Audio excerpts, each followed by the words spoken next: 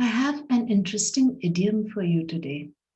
I will show you how you can use it at home or at your workplace.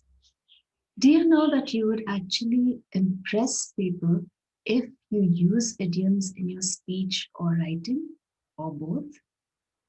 Idioms are expressions that you cannot take literally. So, if you hear an idiom, you cannot simply understand what it means by looking at the meanings of the words in the phrase. The meaning of each idiom is very different from its individual parts. Idioms add flair to speech and writing and make a language richer. I could have done a whole lot of idioms in one lesson, but you would not be able to remember them all and use them the way they should be used. So I have decided to do only one idiom each week, but do it thoroughly, helping you to understand every aspect of it. In doing so, I aim to help you remember the idiom very well and use it as often as you can during the week so that it becomes a normal part of your language. I hope you have been using the previous idiom I did last week, pass the buck or passing the buck, as and when the opportunity arose. And now, apart from that one, please add today's idiom to your list. I'm sure you will find a lot of use for it. Before I go any further, let me introduce myself to all those who are new to my channel. I'm Melaine, and my channel is called English Made Easy because I make each lesson easy and as interesting as I can. So here's today's idiom: come hell or high water. Come hell or high water. Have you heard this one before? Now, if you look at the literal meaning of the phrase, it means even if hell or high water, which means floods, come your way, which figuratively means even if something hinders your work or some kind of difficulty or obstacle arises, even if those things happen, come hell or high water.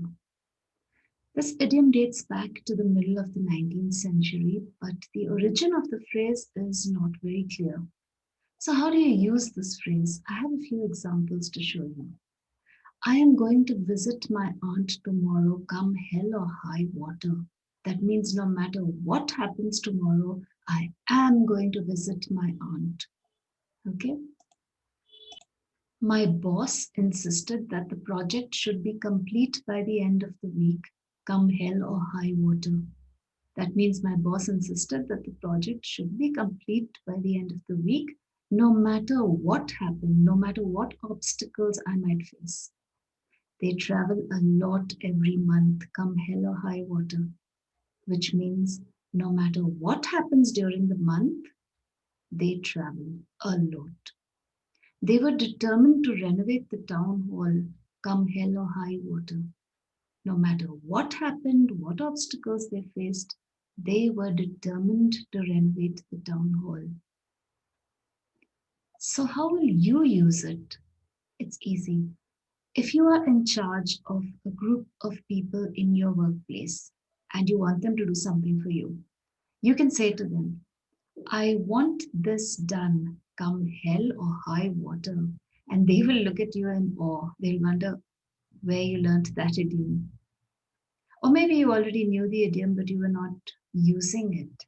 And now you can start using it. You may have just got reminded of it. Come hell or high water. So tell them, I want this done, come hell or high water. That means no matter what happens, I want this job done.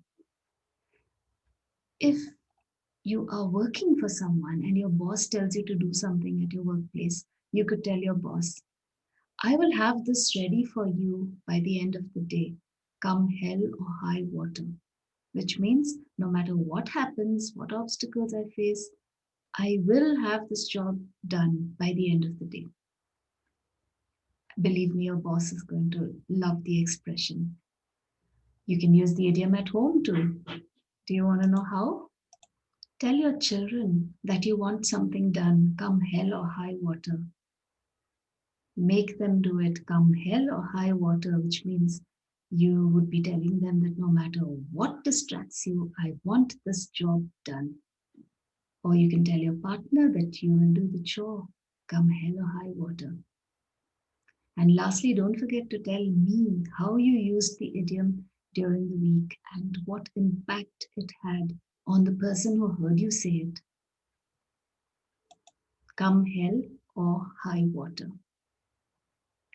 Keep practicing the idiom. Don't forget to practice last week's idiom as well. And I'll see you soon. Until then, keep well.